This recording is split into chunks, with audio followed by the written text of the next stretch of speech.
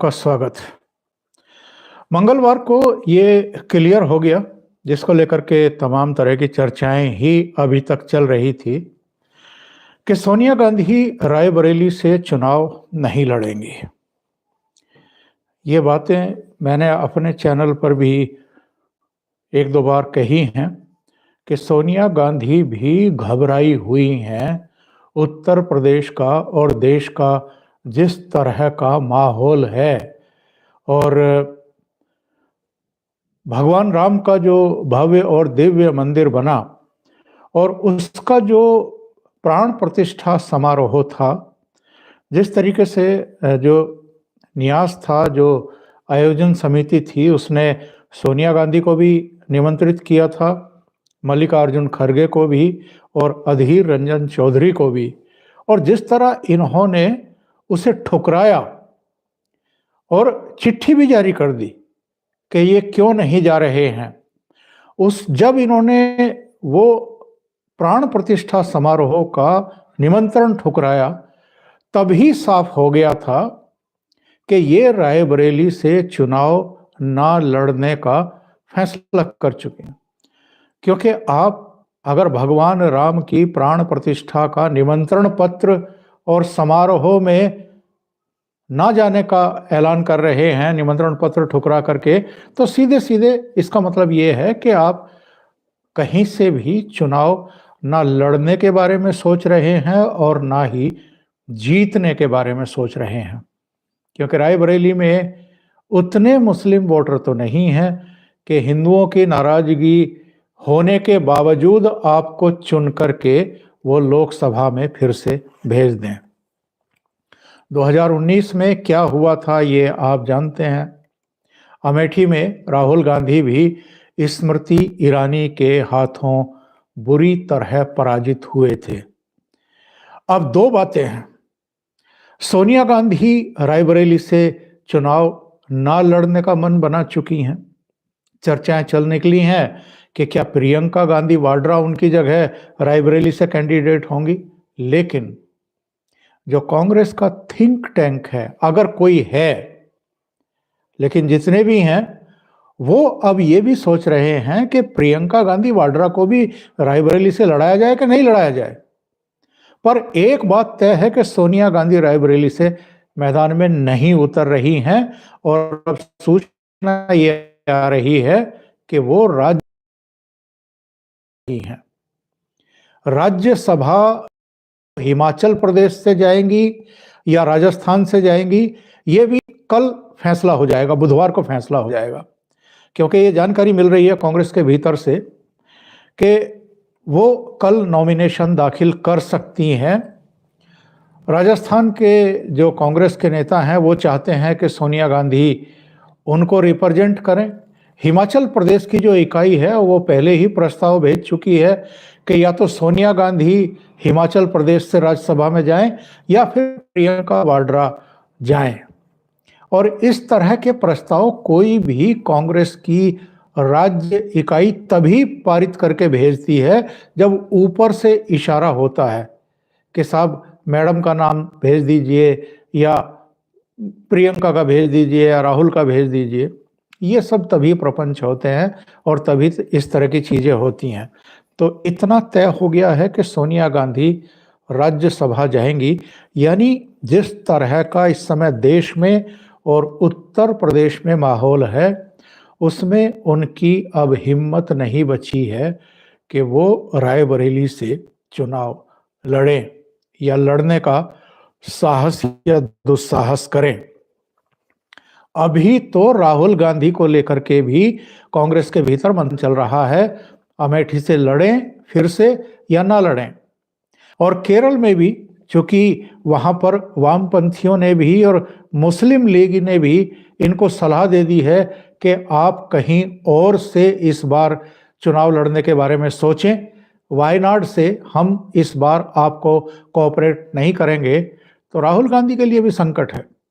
यानी इस परिवार के जो दो सदस्य अभी तक चुनाव लड़ते आ रहे हैं, सोनिया गांधी और राहुल गांधी, दोनों एक सुरक्षित सीट की तलाश में थे। सोनिया गांधी का लगभग तय हो गया कि वो राज्यसभा जा रही हैं। राहुल गांधी की अभी हिम्मत नहीं पड़ रही है कि किसी सीट को वो तय कर लें, तो कहीं टॉर्च लेकर के ढूंढ रहे हैं कि सुरक्षित सीट कौन सी होगी जहां से राहुल गांधी चुनाव लड़ सकें और जीत सकें। ये हालत हो गई है कांग्रेस पार्टी की। प्रियंका गांधी वाड्रा का भी अभी तय नहीं है कि कहां से चुनाव लड़ेंगी। ये हालात क्यों हुए हैं कांग्रेस के? और इस तरह इस समय वैसे भी भगदड़ मची हुई है। अभी आचार्य प्रमोद कृष्णम को इन्होंने अनुशासनहीनता के आरोप में बयानबाजी कर रहे हैं, ये कहते हुए कांग्रेस पार्टी से 6 साल के लिए निष्कासित किया।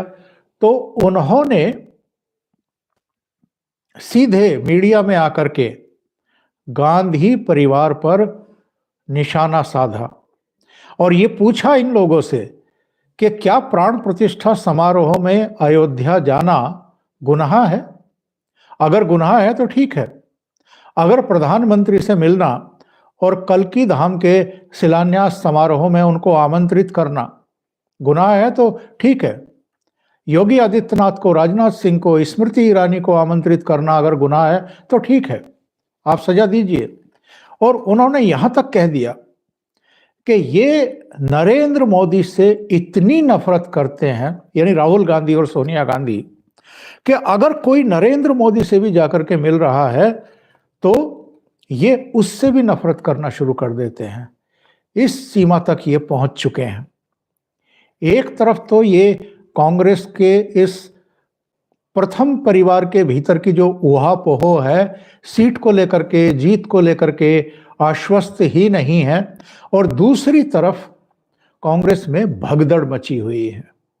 अशोक चव्हाण जो महाराष्ट्र के पूर्व मुख्यमंत्री हैं, उन्होंने कांग्रेस पार्टी छोड़ दी, भारतीय जनता पार्टी में शामिल हो गए।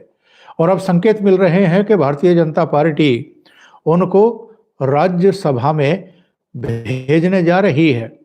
ममता बनर्जी तो पहले ही कह चुकी हैं कि मैं पश्चिम बंगाल में अकेले चुनाव लड़ूंगी।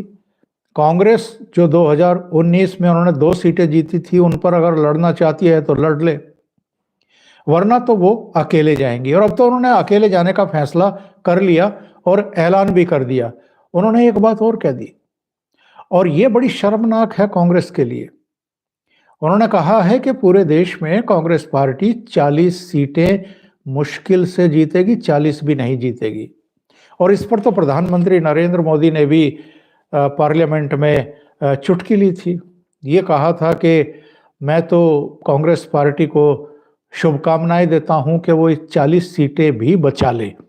यानी जितनी ममता बनर्जी ने घोषणा की है उतनी भी अगर ये जीत लें तो बहुत बड़ी बात होगी इनके लिए।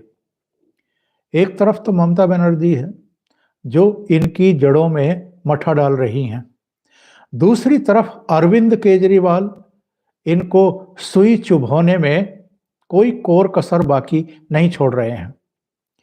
उन्होंने पंजाब में, चंडीगढ़ में, यानी जो पंजाब की 13 सीटें हैं और 14वीं सीट जो है वो चंडीगढ़ की है, पहले तो उन्होंने कहा कि साहब पंजाब में और चंडीगढ़ में हम अकेले लड़ेंगे, यहाँ कोई गठबंधन कांग्रेस से नहीं हो रहा है।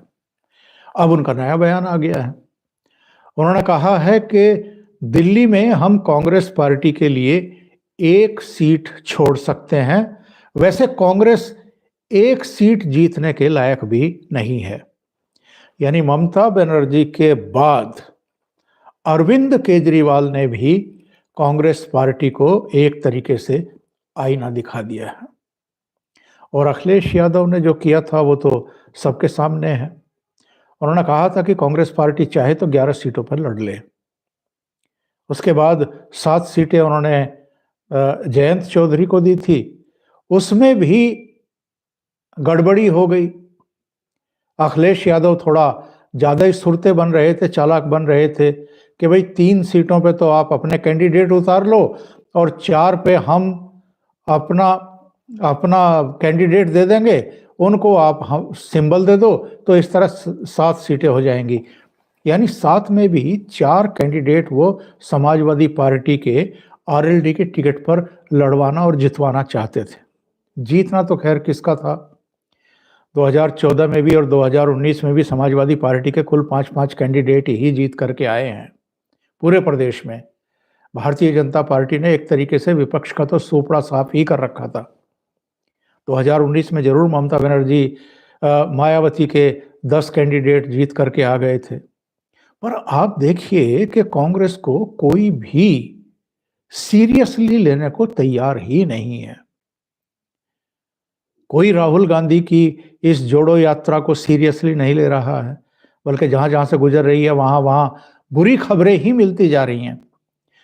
ममता बनर्जी पश्चिम बंगाल पहुंचने वाले थे, ममता बनर्जी ने कह दिया कि हम तो अकेले लड़ेंगे।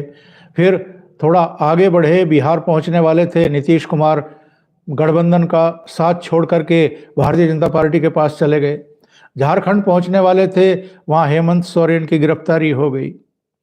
तो बहुत बुरी खबरें इनको मिल रही है। अभी महाराष्ट्र पहुंचे भी नहीं है। अशोक चौहान जो पूर्व मुख्यमंत्री है, उन्होंने कांग्रेस पार्टी छोड़ करके भारतीय जनता पार्टी का रुख कर लिया। तो इनका जो कुल मिलाकर के इस समय चल रहा है, और वो भी लोकसभा चुनाव के बिल्कुल सिर पर आ जाने के बाद जो इनका हाल चल रहा है, उसमें जो ममता बनर्जी ने कहा है कि 40 सीटें भी पूरे देश में जीत जाए तो बड़ी बात होगी, और ऊपर से जो ये खबर आई है, इसने तो रहा सहा इनका पानी उतार करके रख दिया है कि सोनिया गांधी भी अब राज्यसभा जाने की तैयारी कर रही हैं, रायबरेली से लोकसभा चुनाव नहीं लड़ रही हैं। इसका कांग्रेस के जो रहे सहे कार्यकर्ता और नेता हैं, उनके मनोबल पर भी बहुत बुरा असर पड़ने वाला है। अभी के लिए इतना ही। बहुत बहुत धन्यवाद। अगर आपको ये चैनल और इसके कंटेंट पसंद आ रहे हैं तो लाइक करें, कमेंट करें, वीडियो को शेयर भी करें। अभी तक अगर आपने ये चैनल सब्सक्राइब नहीं किया है तो सब्सक्राइब कर लें और साथ में लगे बेल आइकॉन को दबा दें, ताकि आगे आने वाले वीडियो और उनके नोटिफिकेशन आप तक पहुंचते रहें। बहुत बहुत धन्यवाद। नमस्कार।